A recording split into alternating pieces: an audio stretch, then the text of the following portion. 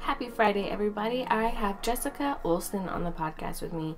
She is the author of Sing Me Forgotten, which is a gender-swapped phantom retelling that is incredible. I'm sure you've heard about it. I'm sure you've seen it on, your social media. And if you haven't yet read it or bought it, make sure you get that one on your list. It is so good. And Jessica talks with me today about getting her agent her book deal, gives some great querying advice, and always shares her favorite book with us. So let's go ahead and get to know Jessica S Olson. So Jessica, can you tell me about your novel, Sing Me Forgotten? Yeah, sure. It's a young adult fantasy gender-swapped Phantom of the Opera retelling. So it's about this girl, Isda, who lives in this world where where the people have magic. So there's this kind of magic where they can manipulate memories, but this magic is very, very feared because of the way some people used the magic in the past to control people. Right. And so her kind are killed at birth. But she was saved by this man named Cyril, who is he's the owner of the opera house. And he raises her in the opera house, kind of like Quasimodo. Yeah. Back in Notre Dame. She hides in the opera house, and she's never had contact with the outside world. And she helps Cyril keep his opera house running by manipulating people's memories to help them remember all of the shows that they come and see positively. And anyway, so life is kind of going along like that. And then Cyril hires a new janitor who's a young boy named Emmerich. And when she hears him sing, and I think I forgot to mention, she manipulates people's memories when they sing, so she can't see their memories unless they're singing. Okay. So when Emmerich sings, she hears him singing one night when he's mopping the floor, and his memories are different from anybody else that she's ever seen. And in his memories, she sees visions of another person like her living out in the free wide world, and so she is instantly curious to know more about this girl and how she's able to live free, and she wants to be able to be free as well. And so she kind of starts trying to get to know this Emmerich boy, even though it's very dangerous for her to do so because she could get killed if anyone finds out that she exists. So anyway, it's a little bit of a villain origin story, kind of. It kind of shows how the Phantom was driven to become what he was, but in kind of a spun way where the Phantom is a teenage girl with magic. So I love it. I mean, I love Phantom of the Opera, so I love the gender swapped take on it, and I am excited to read it. I have my copy. It's on my list to get going to, so that's so exciting. Yeah, I love Phantom of the Opera too, obviously. So. I would hope so, right? Yeah. Well, tell me about your journey to this point, to having your book come out into the world and be published. How did that all happen for you? Oh, man. I started writing when I wrote little picture books when I was little, but I think when I first realized you could be a novel writer and author, when I was I think I was 11, I read Harry Potter, and I was like, I want to do that. And so I started trying to write books when I was in middle school, and I had notebooks of stories and things, and in high school it was when I kind of really was I'm going to be an author, and I thought I was going to be the youngest published author ever, but obviously that wasn't the case. But I started working on a novel pretty seriously in high school, and it was a YA contemporary issue novel, kind of like Winter Girls or Speak. It was kind of dealing with some mental health issues I had experienced and I wanted to tell a story about. And so I wrote that in high school, and then I continued rewriting and revising and stuff in college, and started querying in 2009. Wow. Yeah, it was a while ago. And so I started querying in 2009, trying to get an agent, and no one even requested that novel at all. And looking back, I know why, but at the time I was so crushed. It was the greatest novel ever written. Why doesn't anyone want it? Right, of course. But yeah, so I kept writing off and on through college, and then kind of took a little bit of a break when I got married and had my first baby. But then I started writing again after my first baby was born. I would start writing like during his nap times, because like I used to love this. Like I want to get back into it. It was always my dream, and so I started writing again, and I wrote YA fantasy, my first YA fantasy, and tried to query that, and I got some requests that time, but no bites. And then I queried again with another book. Well, actually, it might have been the same book, but just like totally revamped, and because I think the first version was kind of a dystopia, and then I like totally rewrote it, and it was a fantasy. Anyway, the details are murky. I don't remember. Right. That's okay. That's all right. Anyway, and so then I queried that second version, and I got more requests and some interest, but then I started writing Sing Me Forgotten, and this was in 2018. I started writing. I had this idea for like a Phantom of the Opera story that I wanted to write, and so I started writing that. And I knew Pitch Wars was coming up that summer, and so I was like, it was like May, and Pitch Wars deadline was like August. I was like, I'm gonna write this book in time for Pitch Wars, and so I like wrote it really fast, and I essentially sent a first draft in for Pitch Wars, and I just like crossed my fingers that it wasn't awful. But anyway, and I ended up having to pull my other manuscript that I had been querying when I found out I got into Pitch Wars that year. And so the other manuscript that I've been querying was still out with several agents, one of whom actually was the one that ended up becoming my agent. But anyway. Wow. But yeah, so I pulled that manuscript from all of those other agents who had it, and so I started like focusing on Sing Me Forgotten in Pitch Wars, and that led to the showcase at the beginning of 2019. And I got several requests from that, and I got my offer from my agent within 48 hours after sending it. Wow. And then ended up with multiple offers, and made my pick, and then we went on sub, and it sold. So I actually sold at auction, which was really crazy and stressful and surreal and crazy and really fun. And so yeah, so it's I guess by the time this podcast comes out, it's already out, but yeah. It's kind of a crazy like 12-year journey from when I first started querying in 2009 to finally having a book out in 2021. But I wouldn't change it for the world. Yeah, I mean, you didn't get to be the youngest published author ever, which was like a dream of mine too. I remember reading a book and like looking at, that little author blurb on the inside jacket, and she was a teenage author, and I was like, that's gonna be me. But of course it wasn't. But I mean, yeah, you still got there. You still achieved the goal, even if you weren't the youngest published author ever. Well, yeah, and it's funny because I look back at my journey, and I'm like, all of those books that I queried along the way, they had their place. They taught me things, but I'm so glad they weren't my debut. Like, yeah. You know what I mean? Like, yes. You want a certain level of work to represent you, and I'm glad that those aren't the books that represent my beginning and publishing and stuff. I'm glad for what they taught me, but people ask me all the time if I would ever go back and publish those books, and I'm like, no, I would not, because I've learned so much more now.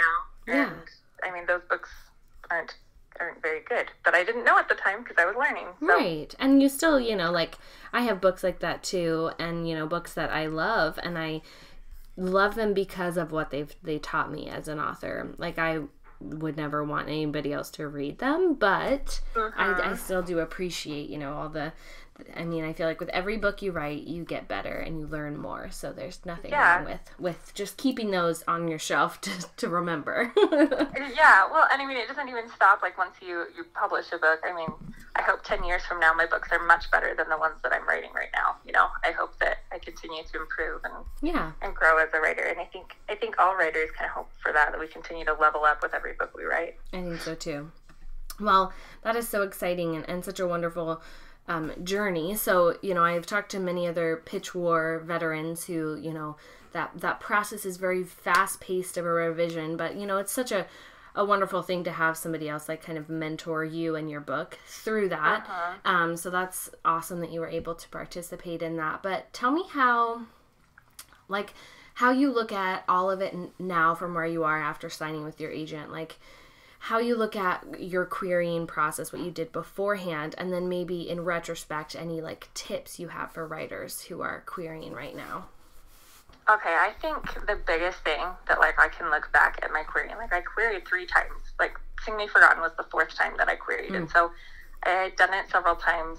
I know there are people who do it even longer, right? But I'd queried several times, and I realized like by the time it came time to sign with my agent that, in the beginning I just wanted an agent. Like it didn't really matter who it was. Yeah. I just wanted someone to say yes. And so I queried everyone, and people say, query 100 agents and don't give up until you reached 100 no's. And so, the early manuscripts, I sent my query out to everyone. I mean, I did my research and made sure they represented the genre I was writing, but I essentially queried everyone who represented that genre, regardless of who they were, how long they'd been querying, or who they represented, anything like that.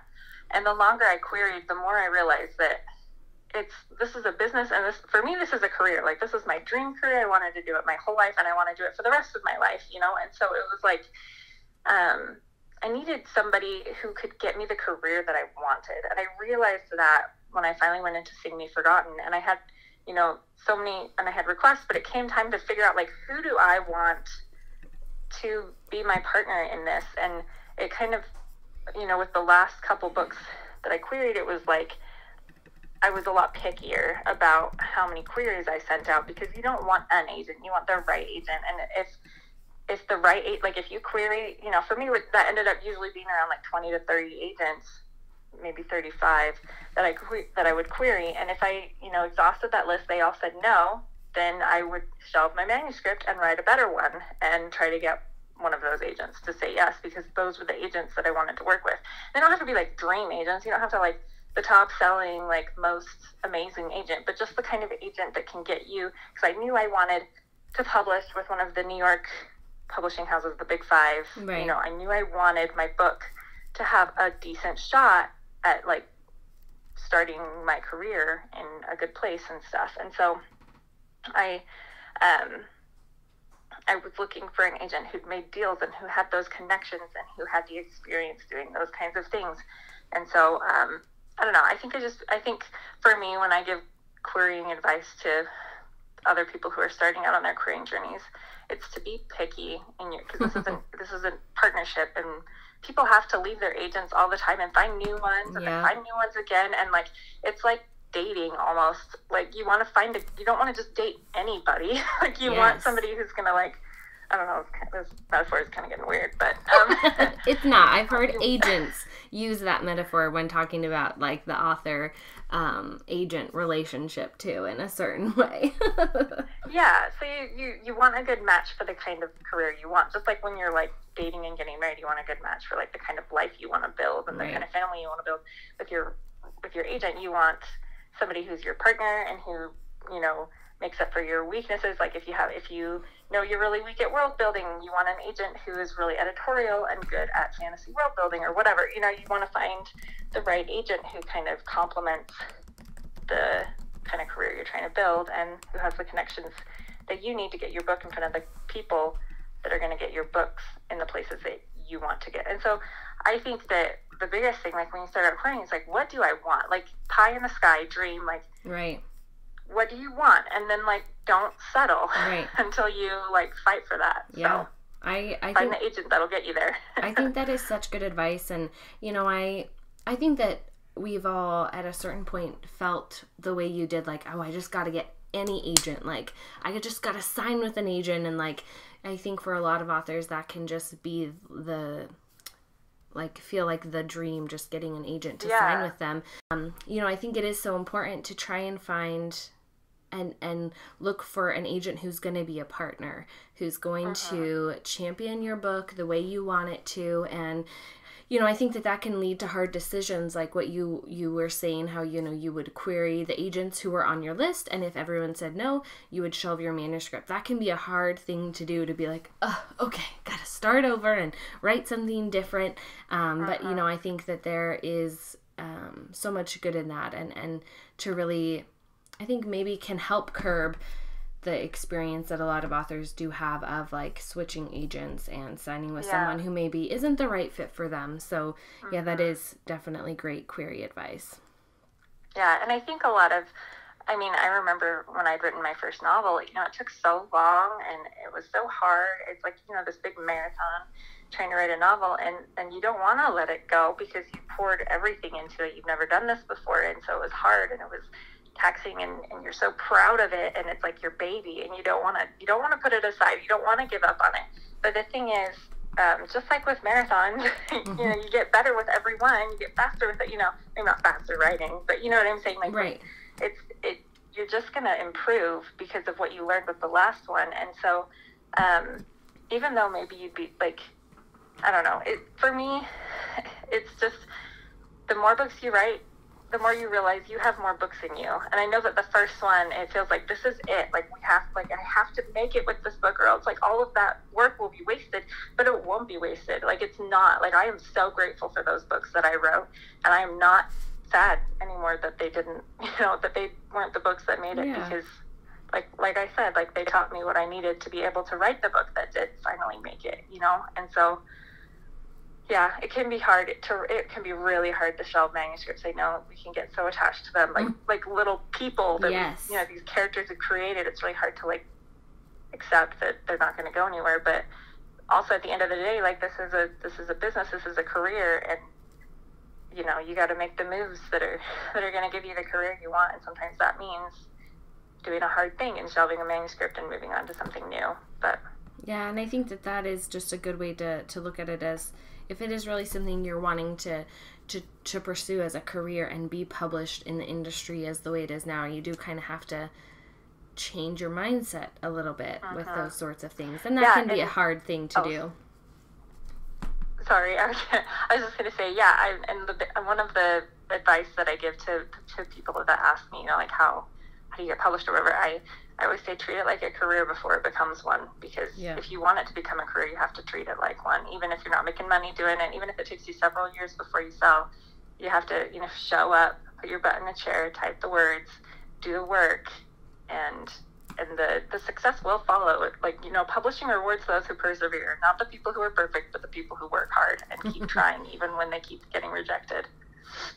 That is such great advice. And I think too, treating it like a career before it becomes one is such a good point too, because then when you do have to be on deadline or push through quick revisions, then you're a little bit more accustomed to like, okay, no, I've been putting in the work, like I can do this. And I think for me, like it really changed when I stopped treating it like a hobby and like a thing that I did for fun sometimes, and when it started being like this thing that I showed up for, and maybe not necessarily like every single day, but where I, you know, made sure I was putting in the work and the research and the stuff. So yeah, I agree.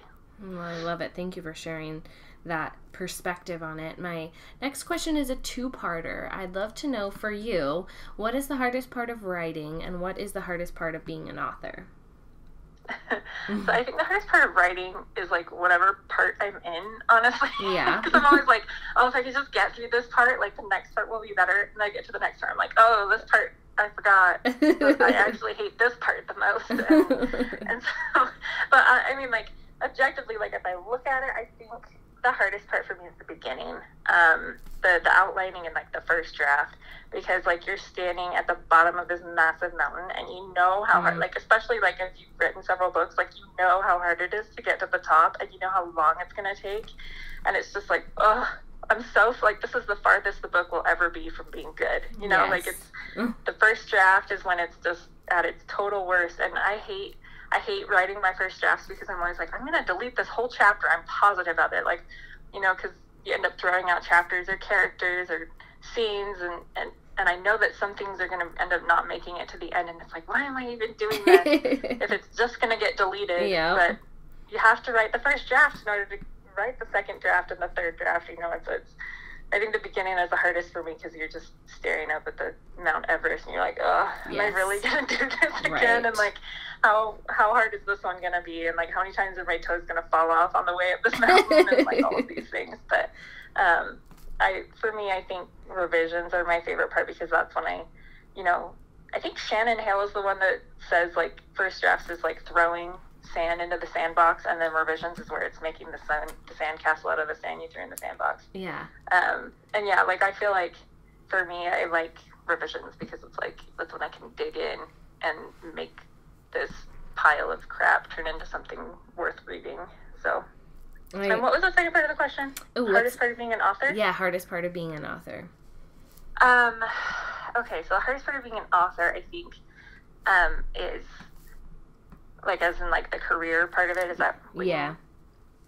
I think that, for me, it's how many things take up my time that are not writing.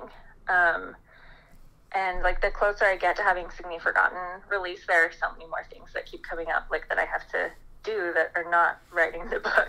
It's, like, answering emails and talking to people and you know, arranging pre-order campaigns and figuring out giveaways and compiling giveaway entries in order to pick a winner, and, like, all of these things that take time, and creating graphics, and just, like, the parts that come with the business side of it that I wasn't, you know, didn't know how much time it was going to take. And I'm sure it's even worse for authors who have many books out because they're supporting multiple books. And right now I'm just focused on the one. So, but yeah, it's definitely like especially as a debut, I'm like, I don't know what the crap I'm doing. Like, if somebody tell me if I'm, like, wasting my time on this thing or that thing. But I think it's all just, you just kind of have to pick the parts that you love, because you can't do everything. So you have to pick the things that are important to you as an author, and kind of focus on those things and just do what you can. But it's definitely, there's a lot more things pulling my attention away from, like, writing books,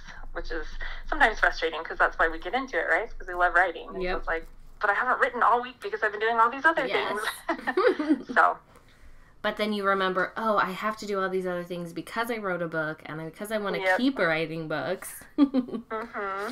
Yeah, and I have small children, and so my time for writing is, like, very, very limited. Oh, yeah. Like, I can only write when they're sleeping. Yep. So it's like, I only have 3 hours in a day to be able to do stuff, and I can't write, you know, because it's just, it's a journey, and you have to figure it out. But oh, you do. I don't know. Yeah, I'm with you there. I have a 10-month-old and 2, you know, older children who are, like, in school, but it's definitely hard to find time to write. So when there's other things that take your time away, you're like, come on, I have to do the actual thing. Yep. It's a season of life for sure. It is. It'll pass, though, at some point, and we will have more time to write in bigger chunks. Hopefully. Well, let me flip this question for you. So instead of the hardest parts, what is the best part of being a writer and being an author for you? Okay, so the best part of being a writer, well, I think I said my favorite part of the process is revisions, but the very best part of it is, like, when I'm done, and it's like, oh yeah, this is the best I could do. Like, this is, and you're so proud of it, and you can look at it and just be like, this is the best that I can do at this point in my life with the skills that I have. And I know that 5 years from now, like, maybe I'll look back at it and be like, oh, I could have done this and this and this. But right now, in this moment, this is my best work. And that is a really fulfilling feeling. It's like all the endorphins of finishing the marathon, right? Like, I did it. Like, this is the book. And so I think that's the best moment, is, like, when it's done. And it was super surreal to send in. I just did past pages for Sing Me Forgotten. Like, they just sent it to print or whatever a couple weeks ago. And so I clicked send, and that was the last time that I was going to change a word in that book, and then it was done. And it was, like, this crazy feeling. Like, I was, like, been on this journey with these characters, with this book. I mean, it's only been, like, 2 years or whatever that I've been working on this one, but 2.5 years, I guess. But it's just super crazy to be like, I did it. Like, this book is done. It's out of my hands now, and now it's, you know, it belongs to the readers. And that's kind of a crazy, beautiful moment, I think. And then as far as, like, being an author, I think finding people who really connect to the heart of your work is one of the most exquisite feelings in the world. There have been people who, just like early readers who have read Sing Me Forgotten, who, I mean, obviously there are people who don't like it, because there's people who don't like every book out there, but there have been people who really connected to the soul of the story. Usually they're Phantom of the Opera fans. Yes. but they who just, you know, just really, really loved it. And that is such a satisfying thing, to, like, have other people love these people that I created in my brain, you know, have a special place in their heart for for Isda and Emmerich and love them, in a fraction of the way that I love them. And that's really, really fulfilling and really fun. And so I look forward to more people reading it and hopefully more readers being able to connect to the story that I created. I mean, I think that's why we, write and we have this dream of being published, is for that feeling, for that connection of like, okay, somebody is going to connect with my story and love it and in a similar way that I do. I mean, there's what gets better than that? Yeah, well, and I think a lot of us are inspired, as we grow up, when we're like, oh, I want to be a writer because we read a book that we loved, and we're like, I want to make someone else feel this way, so. I think that is very true. There's definitely books I remember reading growing up that I remember reading and being like, I want to write something like this someday that makes somebody feel the way I'm feeling right now. Yeah. Yep, exactly. Well, thank you for sharing those. My next question is a little bit more about your writing style. So when you're doing that dreaded first draft, do you lean more towards pantsing, planning, or do you fall somewhere in between? I'm an outliner, and it's a newer thing. I started out totally pantsing my novels, my first couple, and then it was kind of with Sing Me Forgotten. I pantsed the first draft, and then in Pitch Wars, when my my lovely mentors gave me my 16-page edit letter, and I realized I needed to completely rewrite the story from scratch, I decided I didn't want to totally rewrite the story from scratch, send it to them, and then be like, oh, this is not what we, right. This is not good. And so I was like, I'm going to write an outline. I'm going to write all the things that I'm going to write before I write it so that I don't have to write another, draft that I have to scrap. And so I wrote this, pretty in-depth outline, like a scene-by-scene outline for them. And I sent it to my mentors for them to, okay it. This, I think this fixes the problems that we saw before I wrote. And when I did that, it made, for me, and I know that this is different for everybody, but for me, doing that outline and that in-depth of an outline made the drafting so much faster and easier because I knew what the story was already, and I could just sit down and type. I didn't need to think anymore. And so I would just, sit down that day and look down at what scene I had to write for the day, and then I just barf it out, and so I was able to write it. That second draft, I wrote it in 3 weeks, I think. Wow. And so just because I'd done such an in-depth outline, it came right out, and then we had to do very little revision because we fixed the issues in the outline before I wrote it. And so, and then I was like, I'm never going to write a book without an outline ever again. That's amazing.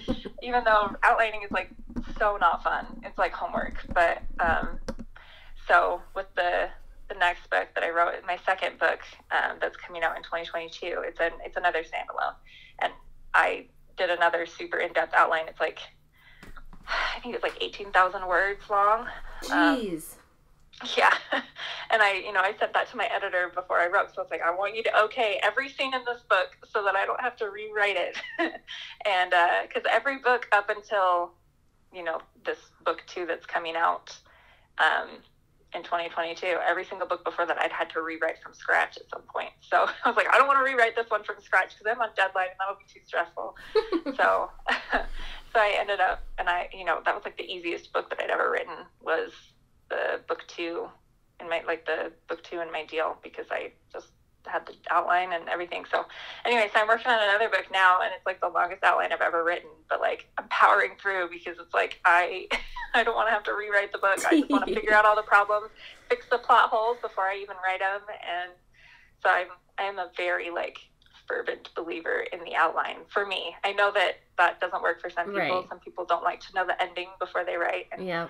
I think everybody has to find their own process and what works for them. But for me, the outline is the thing that it's the holy grail or something. For me, it's it saved my life. Well, I love it. I mean, hearing you talk about it makes me want to be an outliner, but I'm so not.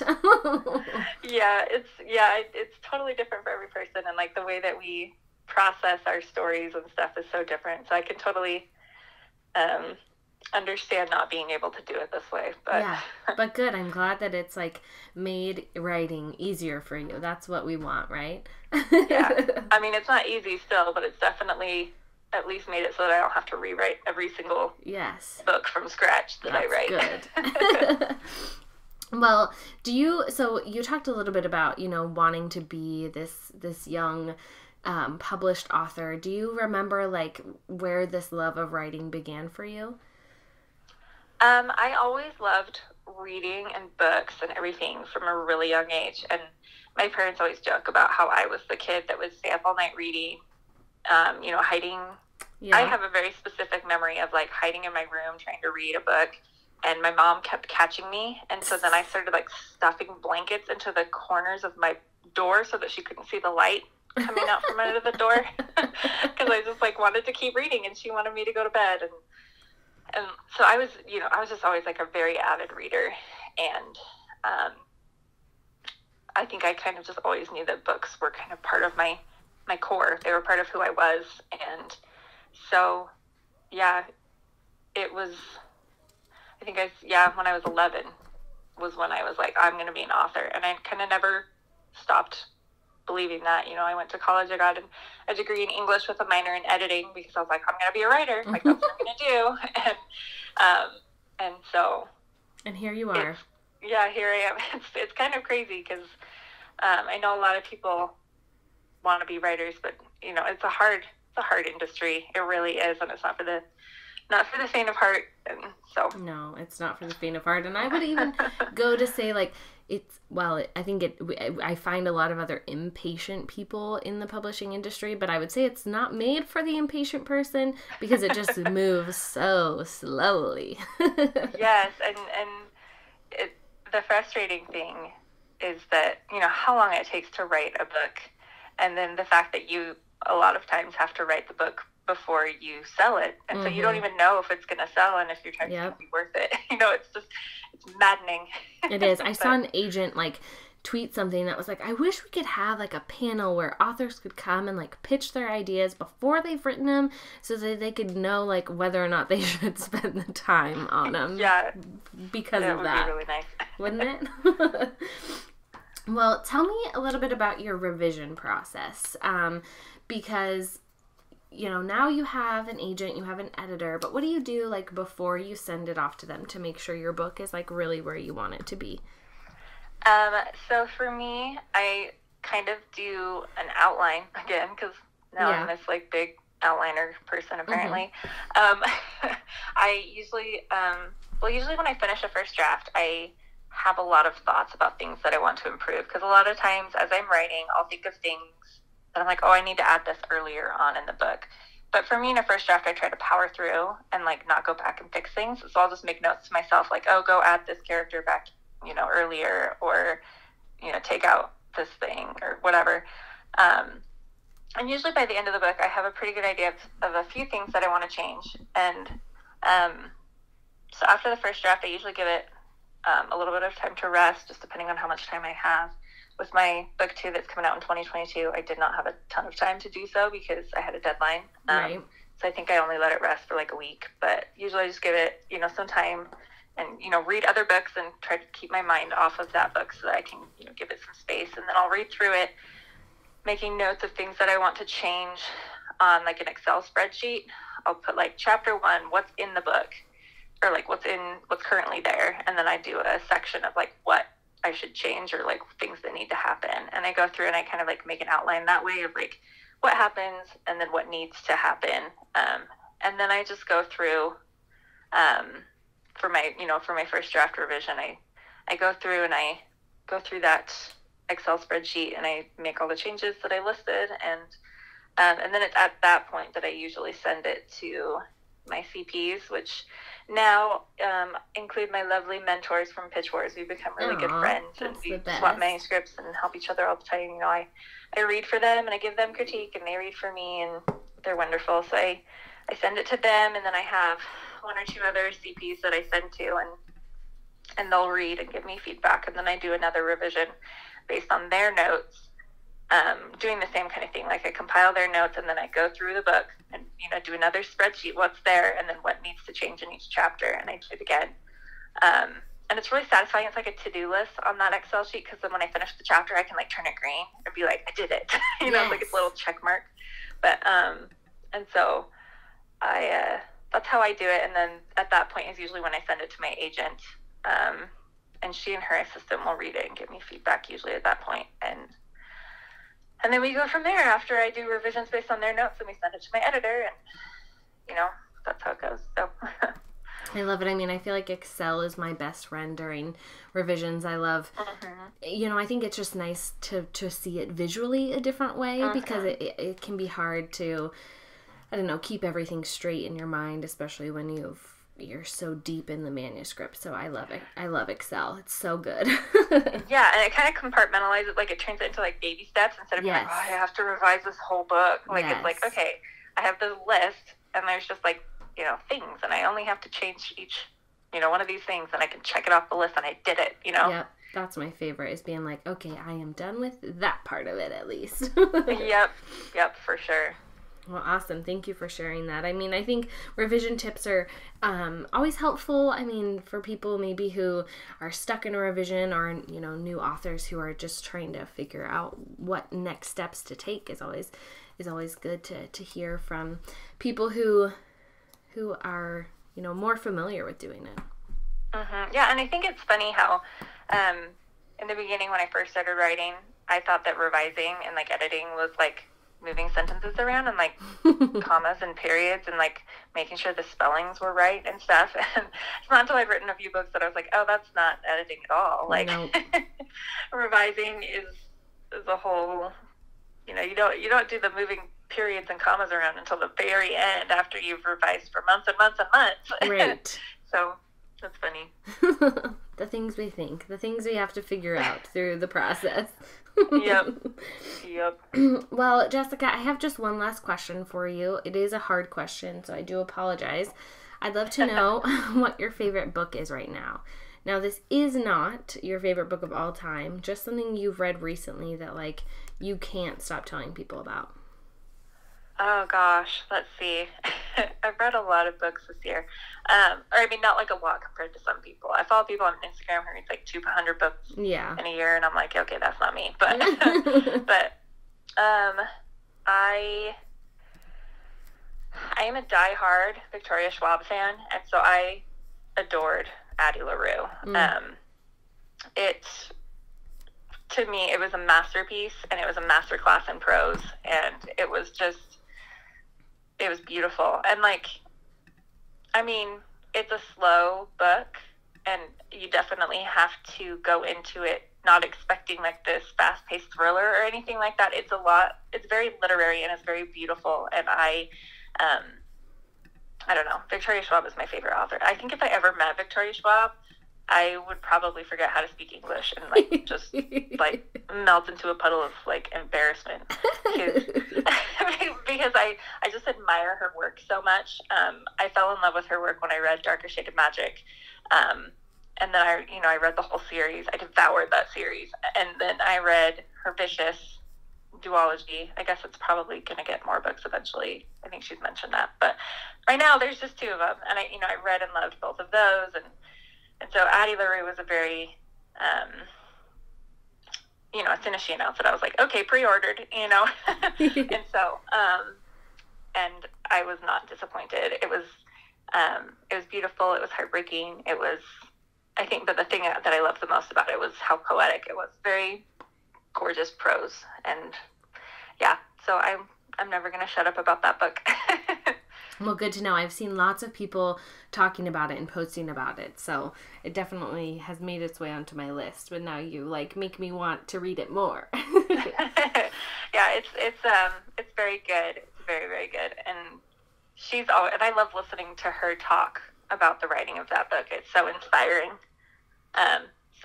Well, wonderful. Thank you for sharing that. I know it can be hard to sometimes pick out a book, but I feel like that was a really easy answer for you. Yeah, no, that wasn't a hard one for me. Oh, good. Because I just read it like a month or two ago, and it's still in my brain. Oh. I'm like, I don't usually reread books because I'm like, there's so many books, so little time. But Right. I'm like already like, I want to reread that book just to get lost in her words again because they're so beautiful. Well, I love it. Thank you for that. Jessica, thank you so much for chatting with me today and letting me and my listeners get to know you and learn more about your book, Sing Me Forgotten. Yeah, no problem. Thanks for having me. Thank you guys so much for listening to this episode of the podcast. Please make sure to rate, review, subscribe. Follow me on Instagram and Twitter at RoseQuinny, QUINNY. See you guys next time.